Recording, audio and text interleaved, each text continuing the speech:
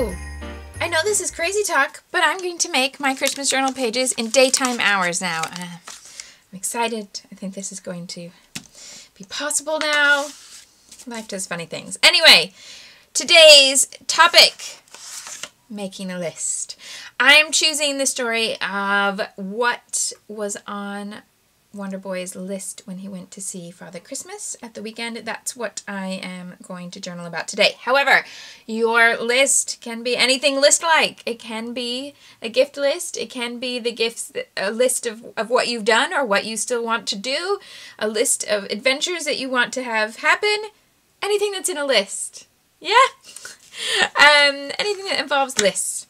So, I'm going to be working on a 6x8 page today with this as my background, and I have printed 2 photos at 3x4, and there's something that I don't love about them. So we went to see Father Christmas, and he was a great Father Christmas. Amazing. However, there was kind of this thing when I booked the tickets, I thought, ooh, that's a little less than I was expecting. So you know there's a kicker coming, right? The kicker was the parents could sit at this angle, and the photographer was at this angle. He's over here. And the photos were 15 pounds, which was quite a lot. So this is what I got for my 15 pounds, but it's the only photo where you can see his face. So I had to pay the 15 pounds, didn't I? Moving on. It's okay. All the grandparents can have a copy. And so I brought it down to this, but here's the thing. It doesn't match the style of how I photograph stuff. Because this was taken with flash in a really dark room that was all lit by just candles and Christmas lights. And then they threw that huge flash. I have put it into Lightroom and done my best to warm it up and bring down the highlights, but it's so blown out. This is really, really white, like it's too, if you're not familiar with that term, blown out, it means that the exposure, the settings on the camera are so bright that this isn't reading as a color. It's just reading as all the light. And it makes it so that I can't really do anything short of going in and drawing it in, which I'm not very good at, so I'm not even going to attempt.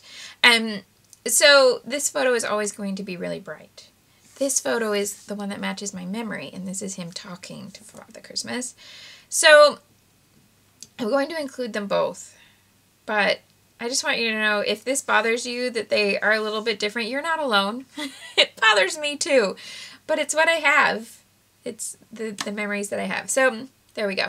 I'm going to try using them both like this. If I run out of room and I don't like it, here's what I could do, which would also solve this visual problem. I could cut them separately and put them one behind the other so that you opened them and you didn't see both at the same time. It would also give me more room to write and embellish. Maybe I've just talked myself into that. Let's do it. I'm going to cut them apart. I'm going to make them into a little book that you have to open. It's going to work. Okay, and then I can put the photo that I like the style of, that fits like that, on top. Okay. I'm going to use brown ink today for sure. And lots of layers. I've also cut part of my title, but I will give you ideas on how to do that without cutting if that's not your style, if you don't want to get out a machine or you don't have a machine. Now, I wanted to kind of rough this up and bring the polka dot in a little bit. Here's what I'm going to try. So the back is a polka dot. And I am going to try, even though I've already put the adhesive on this, so that's limiting where I can pull it down to. But this is yet another reason. Normally it's because I want to be able to tuck things under, but this works as well. I never put my adhesive right on the edges, unless I go back because something is not staying where I want it. But in general, my adhesive is always kind of in this amount of space, so that I can do all sorts of different things with my corners. So there we go. And then we want some green. And I'll cut 2 pieces of this. Actually, I'm going to use a different green. I'm going to use one where both sides work so they don't have to put them back to back for the 2 pages, because this one is not really in theme, so I probably want to cover it up. So instead, I'm going to use one where both sides feel like they would work. Leave a gap on the side, like a wider margin on the side where you're going to have like the spine where it's going to fold, okay? And I'm going to trim that.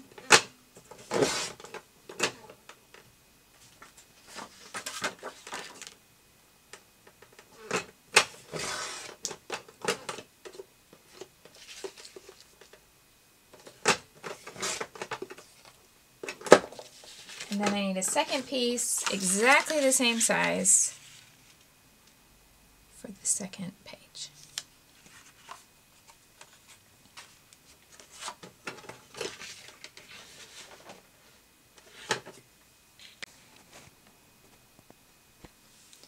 While I work on the page, I am just going to take the top one and put it aside, because that's going to go on top of the page protector, so you'll be able to open it. You don't have to go inside. If you don't want everybody to open it, then put it inside the page protector. But if you want people to look at it, put it on the outside of the page protector. So for right now, that's going to stay on my desk, and I will get to that. This one will be inside the page protector. I do want a bit of layering behind there.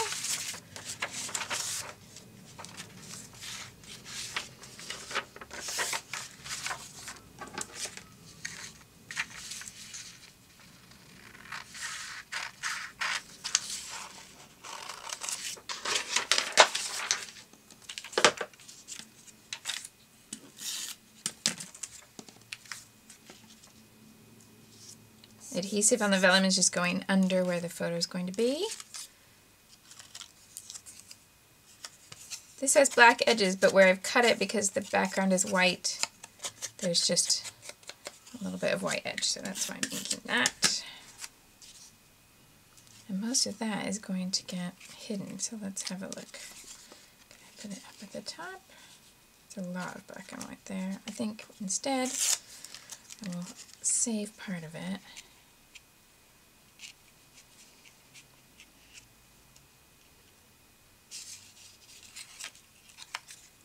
I do want to overhear a bit. Part of it is going to be covered. That's okay. That's the glory of layers. If you're ever sitting there and thinking, but I'm covering up so much. Yes, if you want a layered look, you must cover things up. It does not work. It will not be layered if you show all of everything. So you have to do some covering up. All right, I'm going to try to use this 1 and 0 to put my number 10 on today's entry.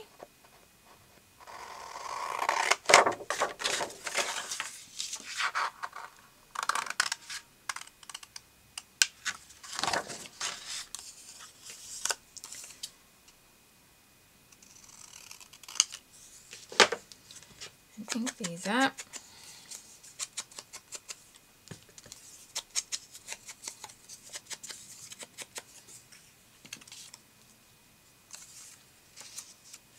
Now, I'm liking this idea, but there is a lot of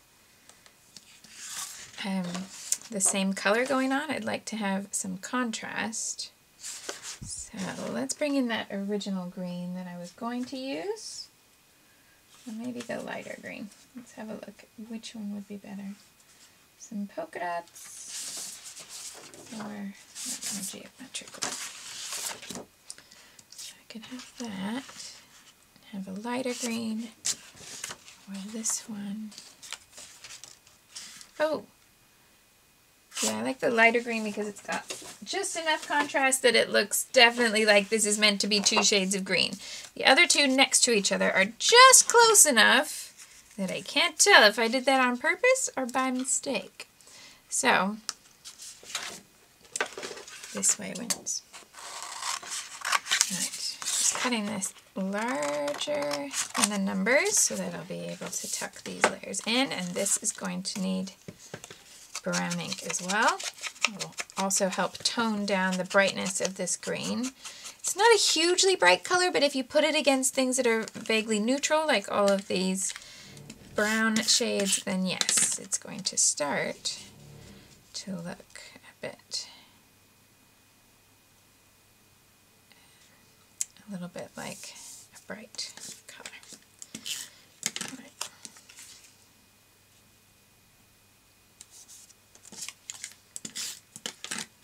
I think we'd be okay overlapping these. Yep.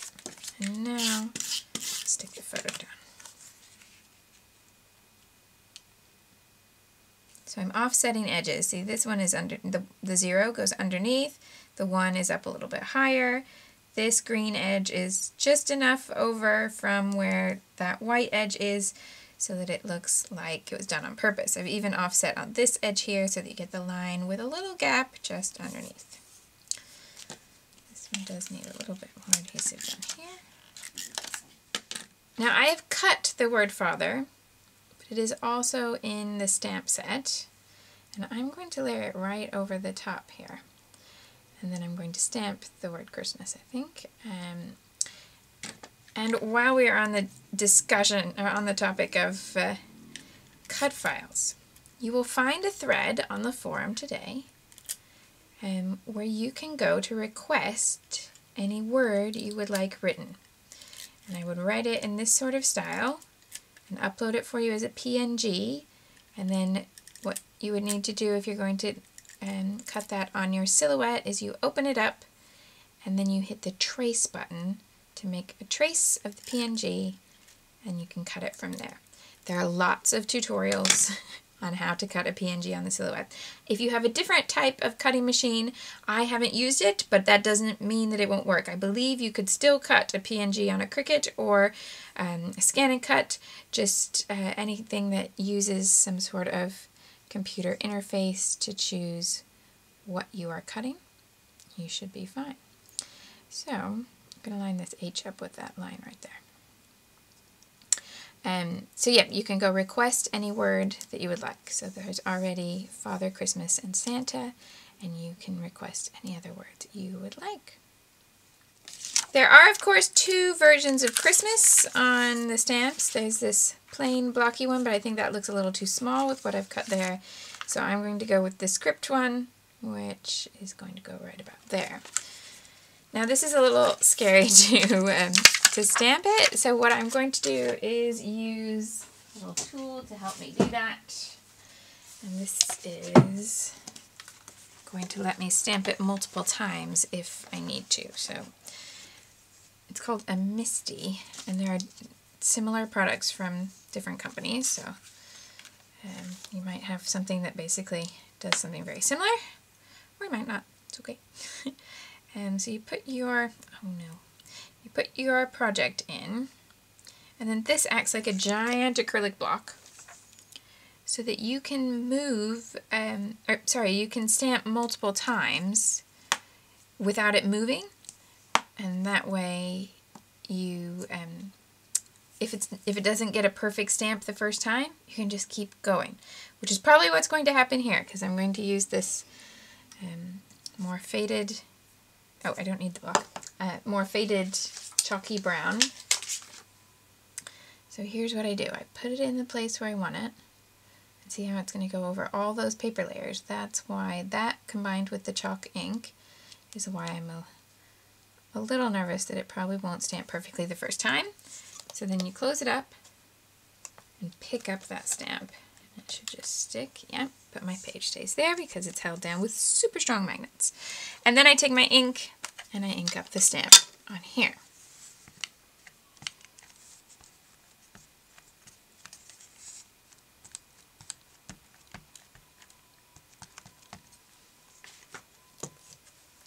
This tool is also really useful if you want to make anything that's batch produced. Like if you want to make 50 matching Christmas cards and they're all stamped, you line up your stamp where you want it to be, and then you just ink it 50 times, putting the new card in each time, and it'll always be in the same spot. See? Yeah, it's going to take a little bit of repetition here to get a nice crisp word. But sometimes it's just worth the extra time and effort.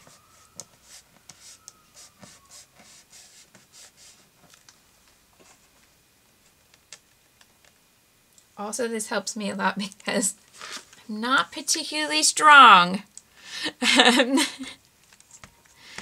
My wrists are really weak because I've broken both of them in the past, and so sometimes stamp impressions over multiple layers is just not something that's easy for me. So instead, doing lots of attempts and just stamp it a few times just makes it much easier. And now I'm getting to the point where it's starting to be legible. A few more impressions later, and it's definitely darker, it's definitely visible. So then I just clean up the stamp and the area around it, just like you would any block, and stamp, and move my magnets. And there we go. Okay, moving on. I'm going to do a little bit more stamping down here, but it's not over all these layers, and it doesn't need to be quite so dark.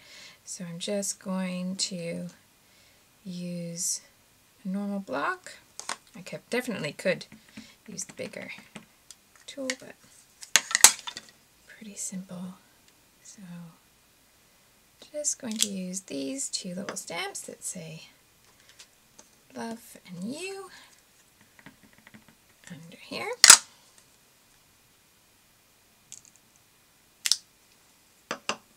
So that's way more subtle, 'cause that's just one impression. Different effects, same supplies. Let's have some washi tape. I think it needs to be small. Oh, what about the brown glittery one? I haven't used that yet.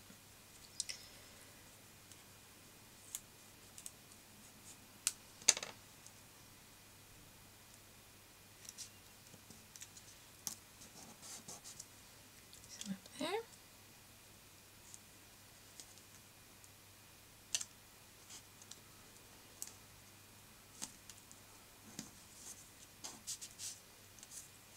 I need to move this over a little bit.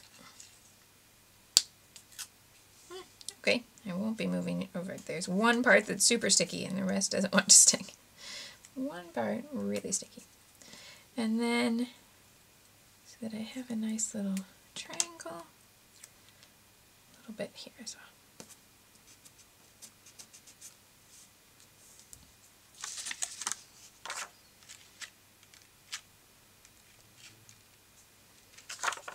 One heart up here, the title. No, let's do that. Let's keep it with the tape.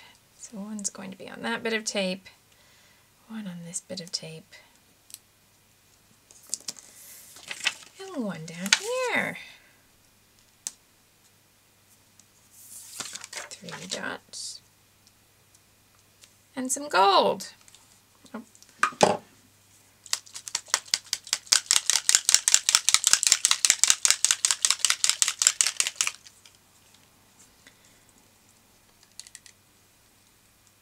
Now I know that number 10 today has ended up, you know, you have to kind of look for it to know what you're looking for there. That's okay, because as you go through the album, it's going to be, you know, it becomes more obvious that there are numbers everywhere, and sometimes it can become a little game to find where the next one will be. So that's okay. Right, I'll let that dry while I work on this card. So this is going to be on the outside of the page protector, and it's going to have a little score here so that you can open it up, see this inside, and the journaling is going to go on this side. So what I'm going to do is set that over there and have some journaling paper go on here. Now, because it's gridded paper, that means it can go vertical or horizontal. Either way works. Because it's just a little dotted grid. To tone this down, because this white is more bright and gray than this softer white. So I'm going to add some brown here.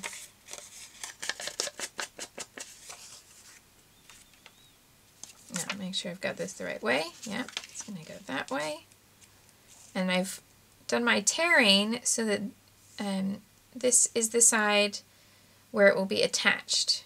At first I was thinking that that actually would be better because this wouldn't be bending. But because it's on the outside of the page protector, I think this is the better bet because then this is going to be held in with the attachment of that. That's the better choice. It took me a minute to get there.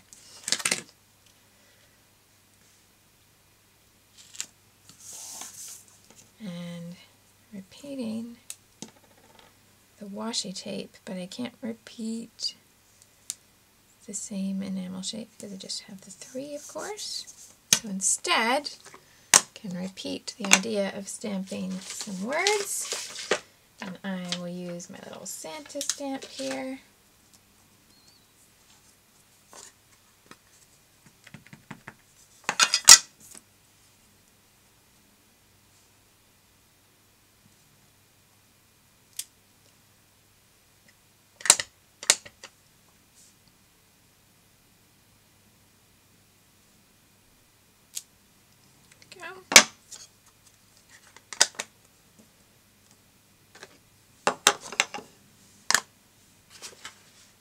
And then some handwriting. I'm going to mix black and brown because I have in the title.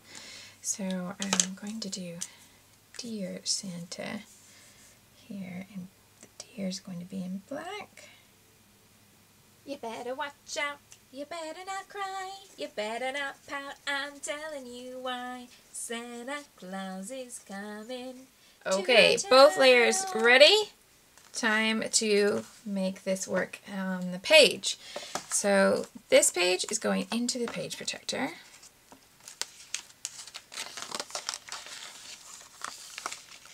And this one is going to sit on the outside. And there are a few different ways you can do this. You can be very careful and sew it onto the page protector, obviously not sewing it through to the other layers of the back of the page protector or the page in the front, but by sewing just to that top layer. You can attach it with brads, just poke a hole in the paper and the top layer of the page protector, put something inside, a bit of cardboard or a piercing mat, and you can stick your brads on there. But what I'm going to use is probably easiest of all, and that is super duper sticky double-sided tape. But the first thing I need to do before I do that is to make it so that this will fold. So you need to score a line on your paper, and I have made a huge mistake. I wrote right to the edge. That was silly. So here's what I'm going to do. I'm just going to make it work. I'm going to pull it all the way over there. It's going to be fine. I could edit this out. Often I would edit out when I make a big mistake like this. But I'm just going to keep it real, and I'm going to keep it in so that you can see that, yep, it's totally okay to make mistakes. It's totally okay for things to not go to plan. And the answer with paper is usually easier than you might think. So there we go. It's all fixed. Just means that I'm going to do my score line right there. I actually kind of like that tape wrapped around to the front there too. So I'll leave that. I was just going to trim it onto the edge, but that looks good. Okay. So I'm going to make my score line right there along there. Now, you might be able to score on your trimmer, and if you don't have any sort of scoring tool, don't worry. Use something that you can put straight against there, like a ruler, or even in a pinch, you could use the side of a book, the side of a notepad. You could probably, I'm sure you could, use the side of your journaling pad. Let's do it, just so we can make sure that it is possible and I'm not making stuff up. So I'm going to stick that right along there, and then I just need something that can give me a dent without cutting through. So here we go. I'm just going to and that's going to make it so it just will fold all in a nice little edge. Ding, ding, ding.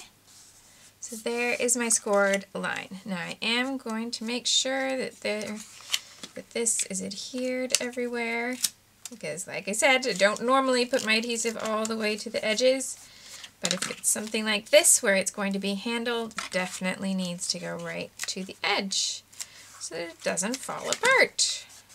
Okay, there you go, scoring tool. You've got scissors, you've got a bit of cardboard or a paper pad. You can do this. Okay, I'm saying okay a lot today. Apparently it's a very okay day. Now, my double-sided tape along here. Find the end of my super sticky tape. By the way, super sticky tape will end up looking like this because it's so sticky that even the side of it will attract things in your craft supplies and just get stuck to it. I have long